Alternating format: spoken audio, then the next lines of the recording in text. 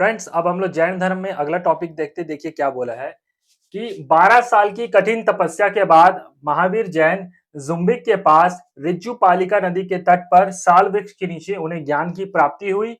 और इसी टाइम महावीर जैन जी जिन, अहर्त और निर्ग्रंथ कहलाए। ठीक है फ्रेंड्स, तो देखिए 12 साल की कठिन कठिन तपस्या की उन्होंने, 30 साल में बड़े भाई से परमिशन लिए, फिर सन्यासी जीवन स्वीकारा, 12 साल कठिन तप किया, तब जाके महावीर जैन जी को जुम्बिक के पास रिज्जूपालिका नदी के तट पर, जुम्बिक कहाँ है दोस्तों?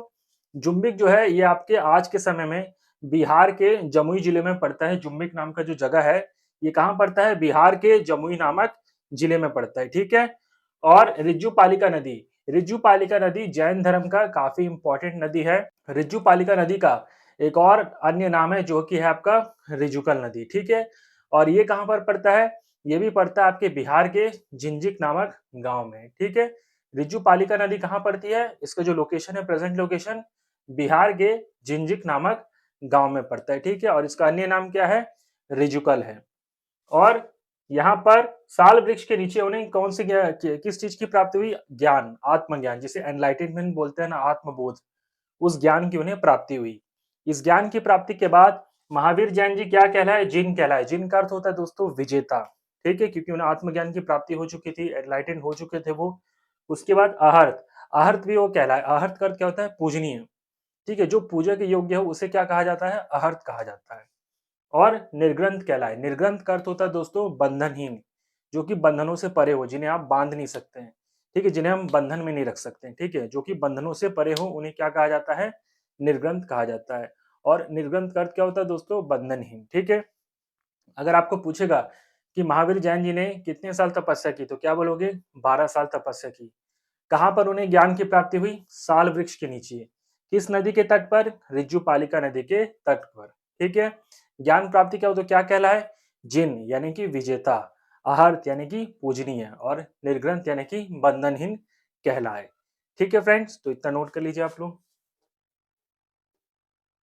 फ्रेंड्स, जैन धर्म में आगे देखते हैं, देखिए क्या बोला है कि महावीर जैन जी ने ना अपना पहला उपदेश कहाँ दिया? प्राकृतिक, पहला उपदेश प्राकृत या अर्धमागधी भाषा में दिया।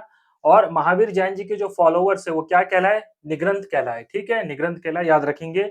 और महावीर जैन जी के जो पहले फॉलोवर यानी कि अनुयायी थे वो कौन थे? वो थे उनके खुद के दामाद जामिल। ठीक है।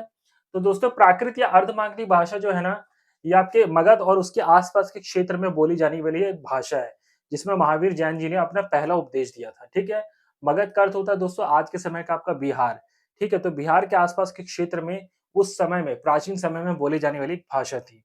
तो उसी भाषा में, प्राकृत भाषा में या अर्धमागधी भाषा में किन्होंने अपना पहला उपदेश दिया? महावीर जैन जी ने। ठीक है। उसके बाद महावीर जैन जी के जो फॉलोअर्स थे, उनके जो अनुयायी थे, वो क्या कहलाए? वो कहलाए निग्रंथ। अगर आपको पूछेगा कि महावीर जैन जी के फॉलोअर्स को क्या कहा जाता है, तो आप क्या बोलोगे? निग्रंथ कहा जाता है। अगर आपको ये पूछे कि महावीर जैन जी के जो पहले फॉलोवर थे, पहले अनुयायी थे, वो कौन थे, तो वो उनके खुद के दामाद, उनकी बेटी के जो पति थे, यानी कि उनके जो खुद के दामाद थे, वो कौन थे? जामिल। तो महावीर जैन जी के पहले फॉलोवर कौन थे? उनके खुद के दामाद जामिल। ठीक है फ्रेंड्स, तो इतना नोट कर लीजिए आप लोग। फ्रेंड्स, जैन धर्म में हम लोग आगे देखते हैं, देखिए क्या बोला है कि पहली जैन भिक्षुणी जो थी वो चंपा थी। चंपा कौन थी दोस्तों? वो नरेश, राजा नरेश दधिवाहन, एक नरेश थे, उनकी बेटी का नाम था चंपा। और जैन भिक्षुणी का अर्थ होता है, भिक्षुणी मतलब दोस्तों जो भिक्षुक होते हैं, जो भिक्षा मांगकर अपना जीवन व्यतीत करें, उन्हें भिक्षुणी कहा जाता है। और ये फीमेल थी, इसीलिए इनके लिए भिक्षुणी शब्द का यूज किया गया। तो पहली जैन भिक्षुणी कौन थी? वो थी चंपा थी। ठीक है फ्रेंड्स। और आपको पूछेगा महावीर जैन जी ने अपने शिष्यों को यानी कि अपने डिसाइपल्स को 11 गणधर में डिवाइड किया था। अब ये गणधर क्या होता है दोस्तों?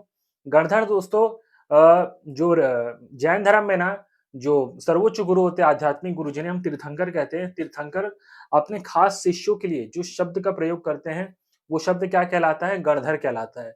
साथ ही में गणधर ना जैन धर्म की सबसे प्राचीन उपाधियों में से एक है, जो कि ज्ञान, धर्म, दर्शन आदि गुणों को धारण करे, वो क्या कहलाता है? गणधर कहलाता है। और साथ ही तीर्थंकर के जो खास, जो स्पेशल स्टूडेंट्स होते हैं, तीर्थंकर यानी कि सर्वोच्च आध्यात्मिक गुरु जैन धर्म में जो अपने शिष्यों के लिए जिस शब्द का प्रयोग करते हैं वो शब्द क्या कहलाता है? गणधर। ठीक है, याद रखेंगे गणधर एक प्राचीन उपाधि है जैन धर्म में, जो कि ज्ञान, धर्म, दर्शन आदि गुणों को धारण करने वाला भी क्या कहलाता है? गणधर कहलाता है। और गर्धर शब्द नॉर्मली स्टूडेंट्स के लिए यानी कि जो शिष्य होते हैं जैन धर्म में उनके लिए यूज किया जाता है। ठीक है फ्रेंड्स, तो महावीर जैन जी ने टोटल अपने शिष्यों को 11 गणधर में डिवाइड किया था, याद रखेंगे आप। साथ ही में ये बोला गया है कि आर्य सुधर्मा इकलौते गंधर्व थे जो कि महावीर जी के डेथ के बाद भी जीवित रहे थे। ठीक है फ्रेंड्स, और साथ ही में ये जैन धर्म के आगे चलकर पहले मुख्य उपदेशक हुए।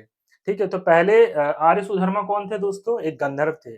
गंधर्व ना दोस्तों हिंदी पौराणिक कथाओं में कहा जाता है एक देवताओं की एक विशेष प्रजाति होती है जो कि डांसिंग एंड सिंगिंग करते हैं, जो नाचने या गाने का काम करते हैं, उन्हें क्या कहा जाता है? गंधर्व कहा जाता है। ये हिंदू पौराणिक कथाओं में ना गंधर्व क्या होता है? देवताओं की एक विशेष प्रजाति होती है, माने एक ग्रुप होता है, आप समझ सकते हो। ठीक है, अगर आपको पूछेगा कि जैन धर्म के पहले उपदेशक कौन हुए, मुख्य उपदेशक, तो आप क्या बोलोगे?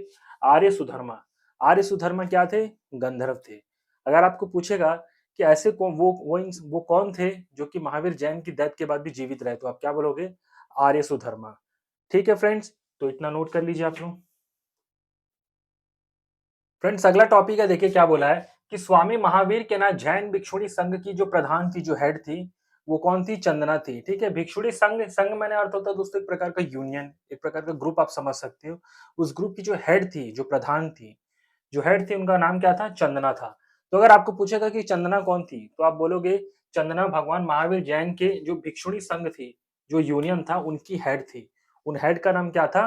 चंदना था। ठीक है फ्रेंड्स, तो नोट कर लीजिए इसे।